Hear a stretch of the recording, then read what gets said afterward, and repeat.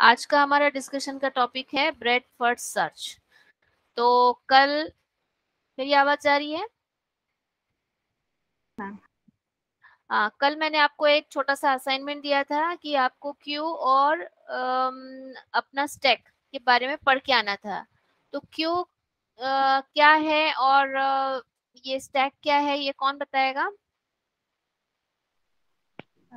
Ma'am Q data structure में ma'am FIFO principal के according work करता है, जहाँ पे पहला एलिमेंट जो स्टोर होता है वो पहले रिमूव होता है। अच्छा, ठीक है। ये क्यू के बारे में, स्टैक के बारे में रितिका साठव ने। मैम जो पहला एलिमेंट जो इन होता है वो लास्ट में आउट होता है मैम स्टैक में। हाँ, स्टैक में पहला एलिमेंट जो इन होता है मतलब एफ आई, वो लास्ट में आउट होता है। लास्ट आउट मतलब F I first in L. Last out. Yes, first in last out. और क्यू में क्या होता है? First in first out. First out. Correct. तो आपने कहा उसके रियल टाइम कुछ एग्जांपल्स देखे हैं, मतलब पढ़े हैं?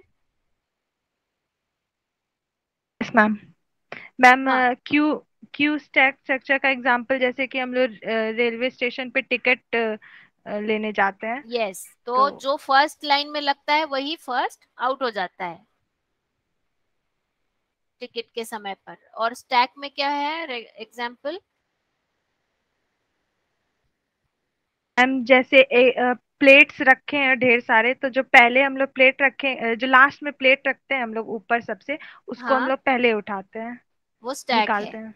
Yes yes, ma'am. उसको हम ऊपर से सबसे पहले निकालते हैं, मतलब फर्स्ट वाला जो है वो फर्स्ट वाला सबसे लास्ट में आउट होता है। ठीक है, फर्स्ट इन लास्ट आउट, ये स्टैक है।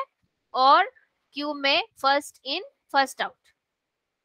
तो ये डेटा स्ट्रक्चर आपको समझ में आ गए, उसकी वर्किंग कैसे है ये समझ में आ गए। ठीक है, तो अब हम लोग ना ब्रेड फर्स्ट सर्च, देखो ये डेटा स्ट्रक्चर, यही डेटा स्ट्रक्चर सर्चिंग एल्गोरिदम या सर्चिंग स्ट्रेटेजीज को इम्प्लीमेंट करने के लिए उपयोग में लाए जाते हैं।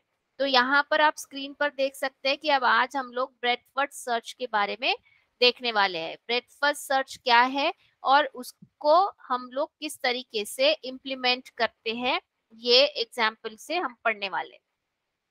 तो देखो, ब्रेडफास्ट सर्च के साथ साथ हमने कल जब हम सर्चिंग एल्गोरिदम की बात कर रहे थे तो हमने डीएफएस भी देखा था, मतलब डेप्थ फर्स्ट सर्च। तो ब्रेडफास्ट सर्च और डेप्थ फर्स्ट सर्च में जो डिफरेंसेस है, ठीक है, जो डिफरेंसेस है वो हमने देखे थे। वो हमने देखे थे या नहीं देखे थे, याद है या नहीं? हम देखे थे, यस मैम याद है। देखे थे। यस। तो ब्रेडथ फर्स्ट सर्च और डेप्थ फर्स्ट सर्च का जो मेजर डिफरेंस है वो क्या क्या है, आप बता सकते हैं? मैम ब्रेथ फर्स्ट सर्च में हम लोग क्यू डाटा स्ट्रक्चर के yes, through correct arrange correct. करते ये हैं। देखो यहाँ पर लिखा हुआ है, BFS uses the queue for storing the nodes और DFS uses the stack for storing the nodes और for traversal of node। तो ये एक मेजर डिफरेंस हो गया। और उसके बाद में जो जिस तरीके से BFS और DFS का काम करने का तरीका है वो कैसा है?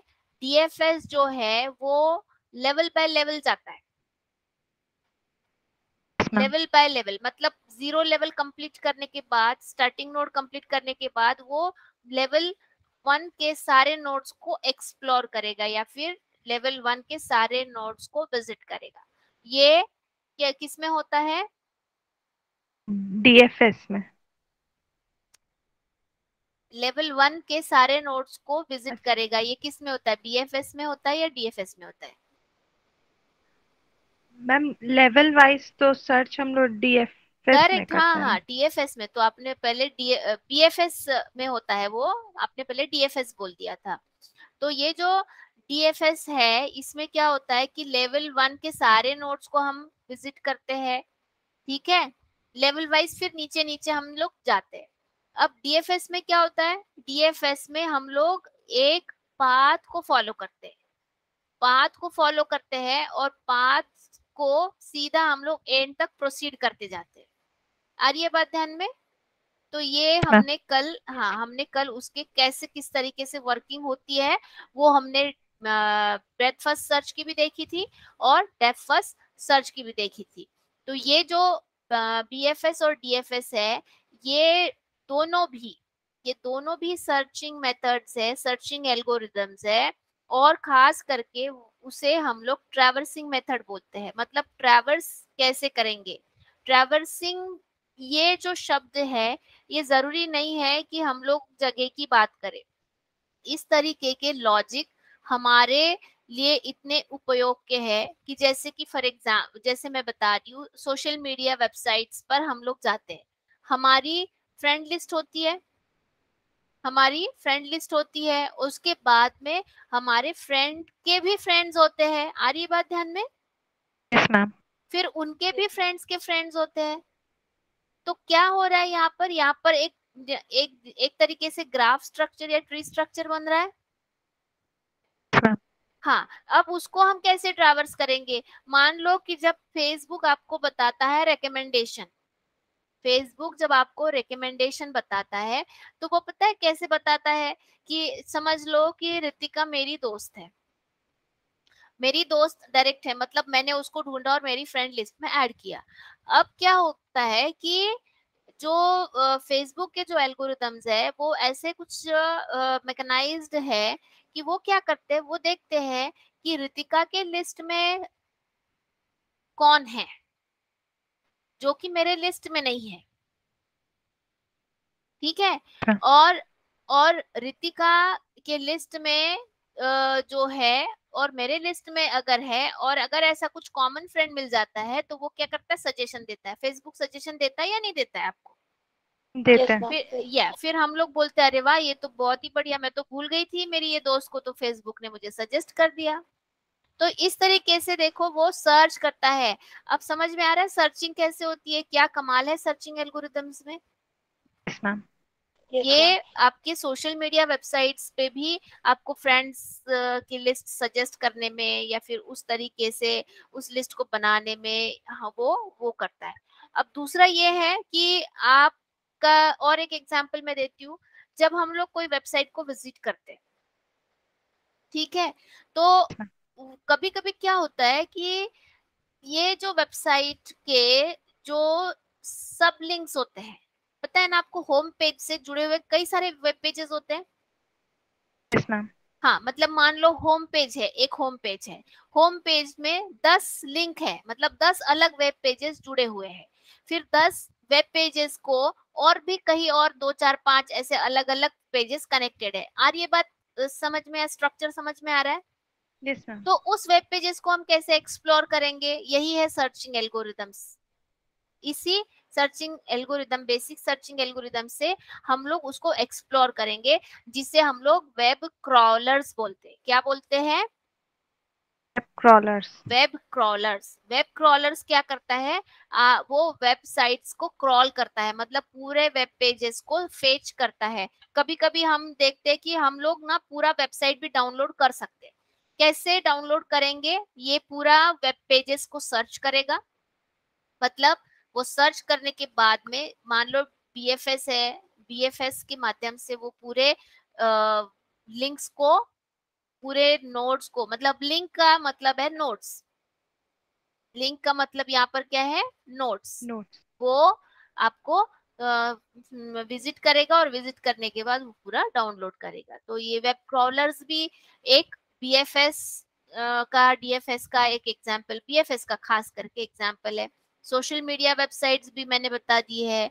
अब आपने कभी टॉरेंट का नाम सुना है बेटा? टॉरेंट, हाँ, no ma'am. Bit torrent? No ma'am. नहीं सुना है। अब आपको ये करना है, ढूंढना है कि टॉरेंट्स क्या होते हैं। टॉरेंट्स जो होते हैं ना, वो ऐसे कुछ सॉफ्टवेयर्स होते हैं कि जो कि आप का कोई भी, मतलब आप मान लो कोई डाउनलोड कर रहे हैं, कोई चीज डाउनलोड कर रहे हैं, तो आपको मिलती नहीं है कभी कभी। एक कोई बुक डाउनलोड कर रहे हैं आप, तो आपको पता चलता है कि ये बुक तो फ्रीली अवेलेबल नहीं है। पर अगर टॉरेंट्स में अगर आप डालते हैं तो वो बुक फ्रीली अवेलेबल हो जाती है। और वो टॉरेंट क्या करता है, ऐसे कुछ लिंक्स ढूंढता है जहां पर वो बुक्स अवेलेबल है। एक दूसरे के से मान लो किसी ने वो बुक स्टोर करके रखा है, तो वो लिंक से जुड़ जाता है और वो वहां से डाउनलोड कर लेता है, वो मिरर इमेज बना लेता है। तो ये जो बिट टॉरेंट है ये भी फिर बीएफएस सर्चिंग स्ट्रेटेजी का उपयोग करता है। तो खैर ये सारे एप्लीकेशंस है। ये बिट टॉरेंट्स मतलब पीयर टू पीयर नेटवर्क्स की बात हो गई, सोशल मीडिया नेटवर्किंग की बात हो गई, या फिर मैंने जो अभी बताया क्राउलर्स की बात हो गई। तो ये सारे क्या है, ये सर्चिंग करते हैं।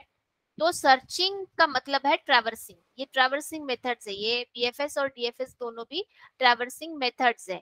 और ट्रैवर्स में क्या होता है, एक तो ट्री होता है, और ट्री को ही हम लोग ग्राफ भी बोल सकते हैं।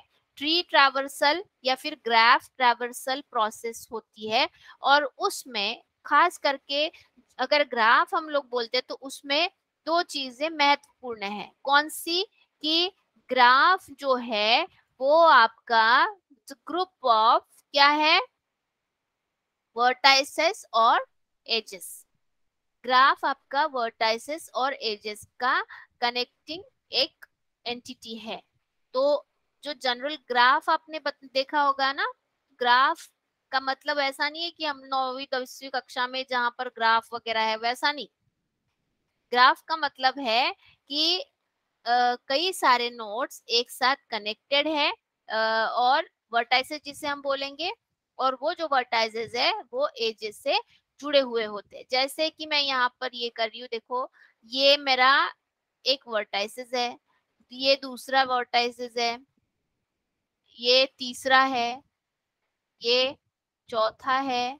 तो इस तरीके से ये जो वर्टाइसेस है, ये वर्टाइसेस मेरे मान लो कि यहाँ पर इस तरीके से कनेक्टेड है, ये कनेक्टेड है, ठीक है।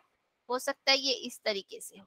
तो ये V1, मान लो ये V1 है, ये फिर V2 है, ये V3 है, और ये V4 है। तो ये क्या है, ये जो स्ट्रक्चर है, ये स्ट्रक्चर आपको क्या बताता है, ग्राफ स्ट्रक्चर बताता है। अब यहाँ ये V है, मतलब ये वर्टाइसेस है, और ये जो कनेक्टिंग लाइंस दिख रही है इसे हम लोग एजेस बोलेंगे, एजेस। तो क्या रितिका साठवने आप मुझे बता सकते हैं क्या कि इस जो ड्रॉ मैंने किया है इसमें कितने वर्टाइसेस है और कितने एजेस है?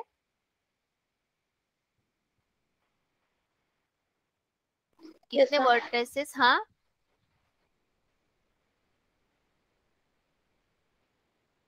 मुझे जल्दी आंसर चाहिए बेटा, ये बहुत ही छोटा प्रश्न है।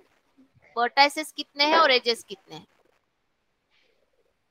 मैम 4 एजेस है हाँ, और 4 वर्टाइसेस नहीं। वेरी गुड, 4 एजेस है और 4 वर्टाइसेस है, ठीक है।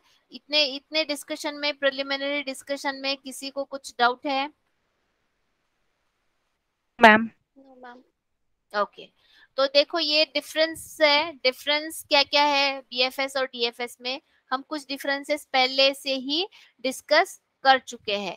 तो जो डेटा स्ट्रक्चर वाला एक डिफरेंस है कि इसमें आपको स्टैक होता है, और बीएफएस में हमारा क्यू होता है और डीएफएस में हमारा स्टैक होता है।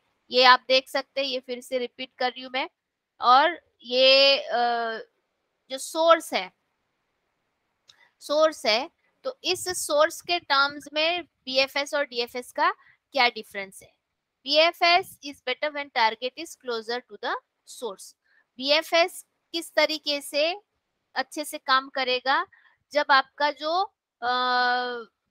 टारगेट है, क्योंकि गोल है, देखो 3 एंटिटी होती है ना, 3 एंटिटी आपके इस सर्च एल्गोरिदम में। एक होता है आपका स्टार्टिंग पॉइंट, फिर होता है आपका गोल, और तीसरा होता है सर्च स्पेस। तो अगर आपके टारगेट पॉइंट सोर्स से नजदीक है तो ये बीएफएस अच्छे से काम करता है, और उसके ठीक विपरीत डीएफएस, अगर टारगेट पॉइंट सोर्स से दूर है तो डीएफएस अच्छा काम करता है। इसके पीछे का लॉजिक क्या है, देखो वो जो बीएफएस है वो कैसे काम कर रहा था, आपको याद है? आपको याद है या नहीं है? ये देखो, ये जो सोर्स है, लेट अस से मैंने मेरा पेन टैब नहीं लाई हुई इसलिए थोड़ा दिक्कत जा रही। ये सोर्स है, तो आपका जो बीएफएस है इस तरीके से काम करता है, ठीक है, इस तरीके से काम करता है। आ रही बात ध्यान में? मैम। इस तरीके से काम करता है। ये लेवल 0, लेवल 1 और लेवल 2।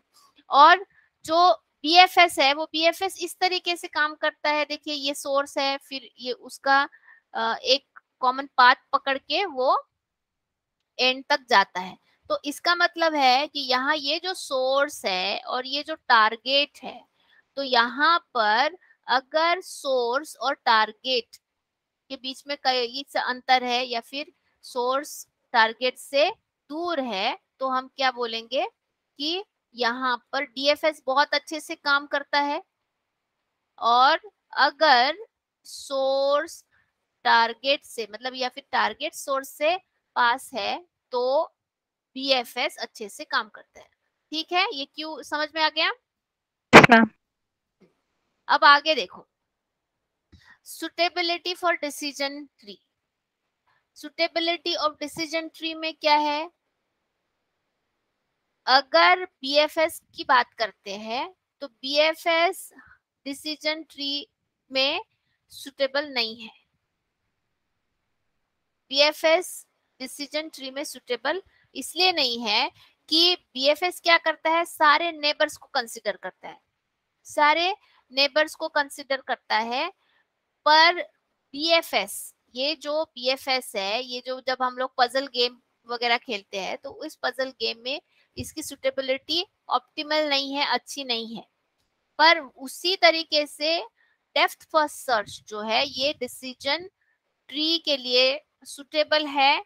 और उसको क्या होता है कि अगर आपको कंक्लूजन तक जाना है, कंक्लूजन तक जाना है तो आपको डेप्थ के हिसाब से जाना पड़ता है। इस वजह से डिसीजन ट्री आराम से बीएफएस ट्रैवर्स कर सकता है, बीएफएस ट्रैवर्स सर्च एल्गोरिदम का उपयोग कर सकता है। तो ये जो suitability for decision tree, decision tree क्या करता है, यहाँ पर एक डिसीजन ट्री नाम का भी एक डेटा स्ट्रक्चर है, वो उसके बारे में हम लोग आगे देखेंगे मशीन लर्निंग वगैरह में। तो अभी हमें इस पॉइंट पर बहुत ज्यादा फोकस नहीं करना है, सिर्फ ये देखना है कि डिसीजन ट्री का अगर हम लोग उपयोग करते हैं और डिसीजन ट्री में हमें ट्रैवर्स करना है, डिसीजन ट्री में कुछ चीजें हमें ढूंढनी है, तो हम कौन सी सर्च स्ट्रेटेजी का इस्तेमाल करेंगे रितिका पांडे? Yes ma'am. कि कौन सी सर्च स्ट्रेटेजी अपनाएंगे अगर डिसीजन ट्री में ढूंढना है? तो डीएफएस। डीएफएस ढूंढेंगे। पीएफएस अच्छे से काम नहीं करेगा, इतना आपको ध्यान में रखना है, क्योंकि ये डिसीजन ट्री का पूरा चैप्टर, पूरा स्ट्रक्चर हम लोग आगे जाके पढ़ने वाले हैं। और स्पीड के हिसाब से भी बीएफएस स्लो है और डीएफएस फास्टर है। टाइम कॉम्प्लेक्सिटी की हमने बात की थी कल, टाइम कॉम्प्लेक्सिटी की बात की थी। तो टाइम कॉम्प्लेक्सिटी बीएफएस की ओ ऑफ वी प्लस ई है और टाइम कॉम्प्लेक्सिटी आपकी डीएफएस की भी वही है। तो ये जो डिफरेंसेस मैंने बताए हैं आपको, ये केवल ऐसे ध्यान में रखने हैं in terms of vertices and edges. तो कभी कभी क्या होता है, डीएफएस की टाइम कॉम्प्लेक्सिटी कभी फ्लक्चुएट भी कर सकती है, depend on the depth, depend on the number of nodes, number of nodes connecting to each other. ठीक, तो इसमें ये डिफरेंसेस होने के बाद में देखो हम लोग एक एग्जाम्पल देखते हैं ब्रेथ फर्स्ट सर्च का। ठीक है, अब ब्रेथ फर्स्ट सर्च का एग्जाम्पल के लिए हम लोगों ने ये जो मैंने कुछ एग्जाम्पल के तौर पर A B C D E F G इस तरीके के वर्टाइसेस लिए हैं, जो कि आप अगले स्लाइड में देख सकते हैं। ये देख रहे हैं आप, ए यहाँ पर दिख रहा है आपको? Yes ma'am. मैं हाईलाइट करके भी बता दे रही हूँ, देखो जल्दी से समझ में आना चाहिए आपको। ये दिख रहा है ए, फिर है यहाँ पर बी। हाँ, रितिका सठौने। Yes ma'am. हाँ, अब मुझे रितिका सठोने आप बता सकते हैं क्या ए से डायरेक्ट कौन कौन से वर्टाइसेस कनेक्टेड है? ए से जी है, डी है, ई है, ना ना, ए बी से जो है, डायरेक्ट कनेक्टेड है, डायरेक्ट कनेक्ट का मतलब क्या है? बी, जी और डी। Correct, very good. अब बी, जी और डी, बी जी और डी ये तीनों डायरेक्ट कनेक्टेड है, ठीक है। तो जब बीएफएस होता है तो बीएफएस में क्या होगा, जो डायरेक्ट कनेक्ट है वो सबसे पहले ट्रैवर्स होंगे, एम आई राइट? Yes ma'am. क्योंकि सोर्स से हम लोग नीचे के लेवल के सारे नेबर्स को हम लोग विजिट करते हैं। आ रही है बात ध्यान में? Yes ma'am. हाँ, तो हम क्या करेंगे यहाँ पर, हमने जितने भी लिए हैं तो हम सर्च कैसे करेंगे इसका ये एग्जाम्पल है।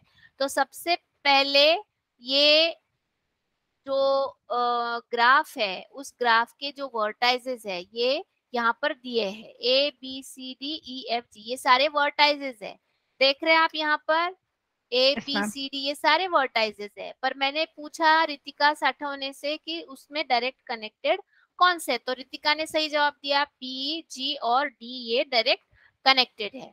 अब देखो बीएफएस कैसे काम करता है, क्यू डेटा स्ट्रक्चर के हिसाब से काम करता है, फर्स्ट इन फर्स्ट आउट।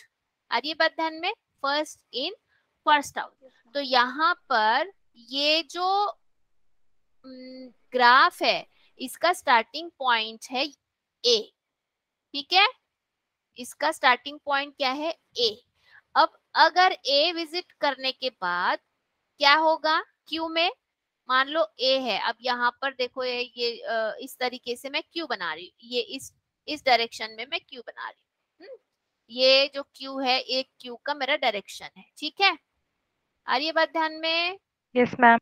हाँ, तो देखो जो फर्स्ट इन है मतलब हमें हमें क्या चाहिए, सोर्स चाहिए, सबसे पहले क्या चाहिए, हमें सोर्स चाहिए। कौन सा सोर्स है, इनिशियल पॉइंट कौन सा है, ए है।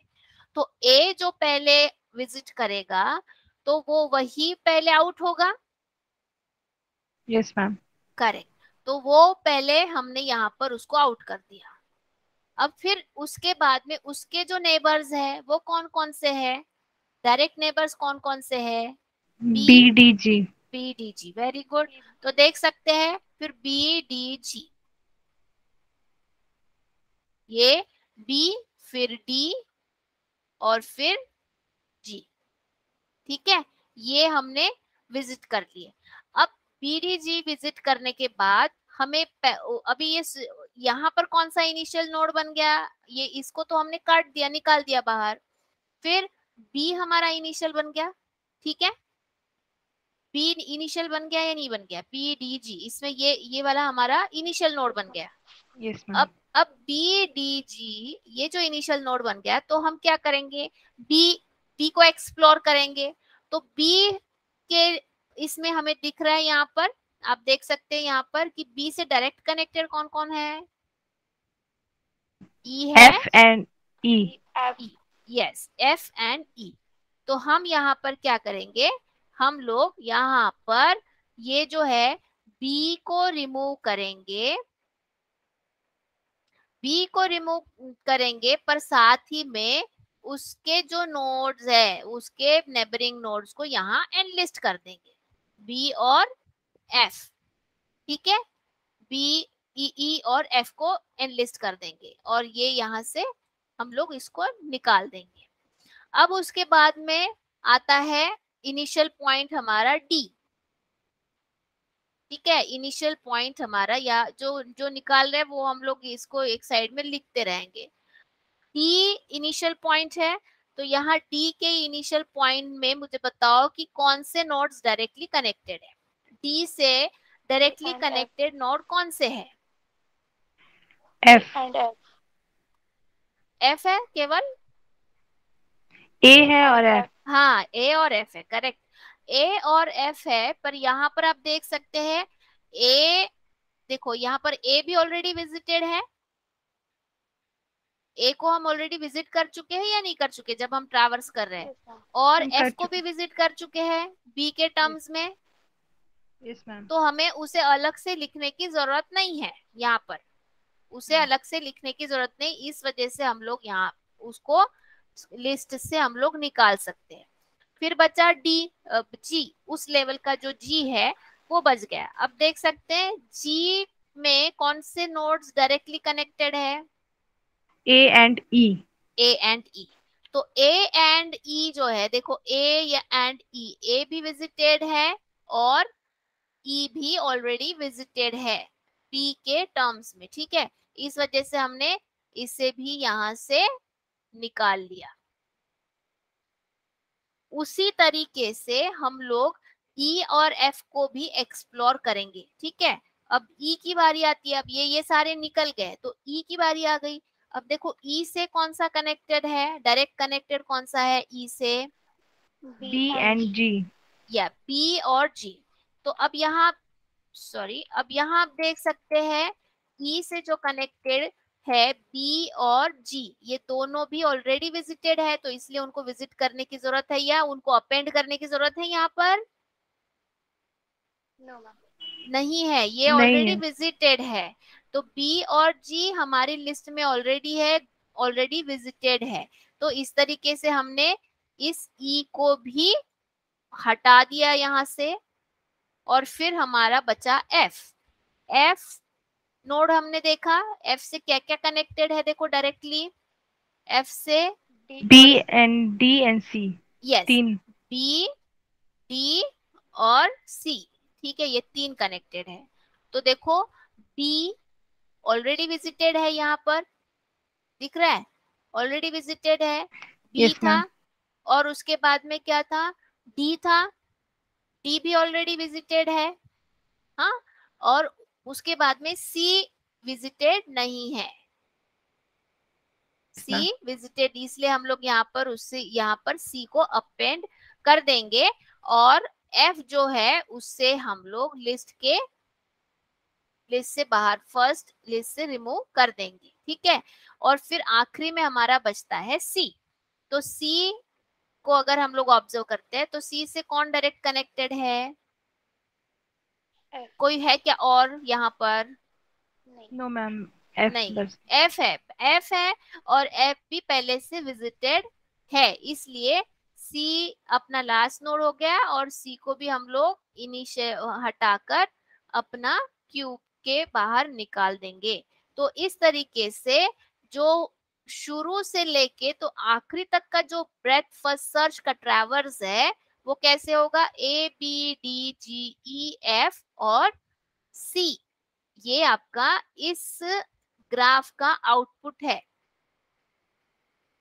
ठीक है। आ रही है यस बात मैम। ध्यान में? Yes ma'am. हाँ, तो ये जो ग्राफ है, ये ग्राफ को देख देख के हमने वो आउटपुट जनरेट किया है। कैसे जनरेट हुआ है ये समझ में आ गया? मैम, वन क्वेश्चन हाँ इधर। बताओ। मैम यहाँ ई और एफ के, मैम हम लोग रिप्लेस कर सकते हैं एफ को पहले हाँ ट्रेस हाँ, करके एफ को देखो, एफ को पहले कर सकते हैं, कोई विषय नहीं है इसमें, एफ को पहले कर सकते हैं, no no problem at all. F को पहले अगर आउटपुट में करोगे, चेंज आ जाएगा ना, फिर A B D G F E C हो जाएगा। हाँ हाँ हाँ हाँ। अब बेसिकली क्यों किया गया है, देखो मैं ये बता रही हूँ कि जैसे बी है, बी के इसमें हम लोग दो ये ढूंढते हैं, ठीक है ना। तो यूजुअली जैसे अभी आगे क्या होता है ना कि एजेस से कनेक्टेड होते हैं ये, इसमें एजेस से कनेक्टेड होता है।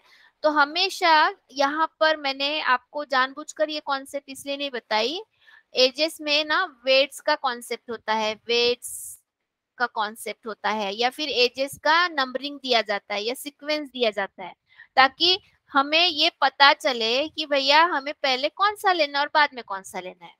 तो आपने देखा कि यहाँ नंबरिंग लिखी हुई है, यस मैम। देखो 1 3 2 6 7। ई पे 10 है और एफ पे 11, तो 10 पहले आएगा एफ।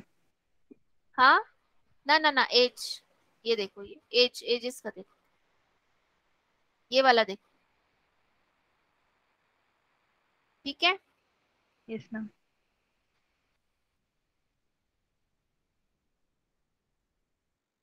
यहाँ पर मतलब कैसा है, देखो यहाँ पर जैसे जिस तरीके से हमने ये किया है ना, उसे क्यू को इनिशियलाइज किया है, फिर क्यू के बाहर उसको पॉपअप किया है, तो ये पूरे जो वेट्स बने हैं वो यहाँ पर आपको दिख रहे हैं। देखो ए के बाद में हम लोग पी को फोकस कर रहे हैं, तो ए का जो वेट है 4 है, 4 और ए ये एज का वेट है 1, तो यहाँ पर देखो ये 5 आ गया मिलके, popping B from the queue. अब ये बी पॉप करेंगे तो फिर आगे जाके कैसे कैसे होगा ये फिर ग्रेजुअली यहाँ पर दिख रहा है। तो ये सब जो है ना, मतलब क्या बोलते हैं किस तरीके से हो रहा है, तो ये डिपेंड ऑन योर वेट्स और depend on your sequence of the edges.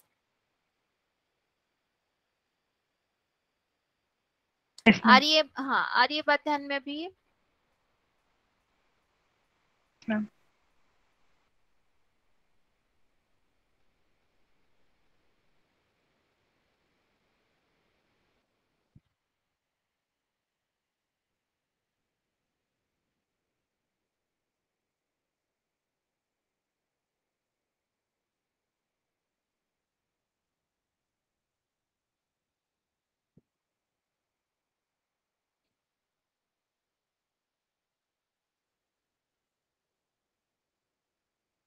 ठीक है, ये यहाँ पर थोड़ा सा जो डिस्क्रिप्शन है वो अगर आप पढ़ लेंगे तो हमने जो चीज की है वही सारा यहाँ पर लिखा हुआ है, वो मैंने अपनी भाषा में आपको समझा दिया है।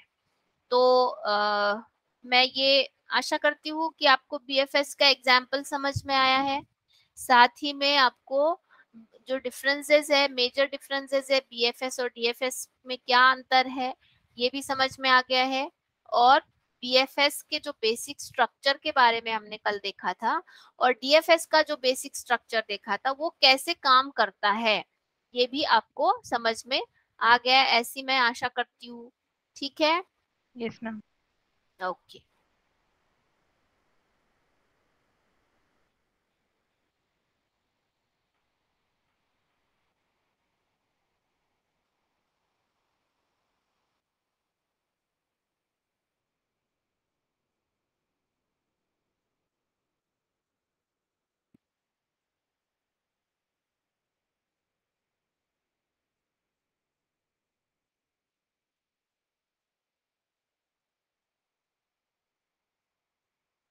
अब ये जो ब्रेथ फर्स्ट सर्च है, इस ब्रेथ फर्स्ट सर्च के बारे में मतलब कई सारी चीजें हैं जो हम लोग पढ़ेंगे।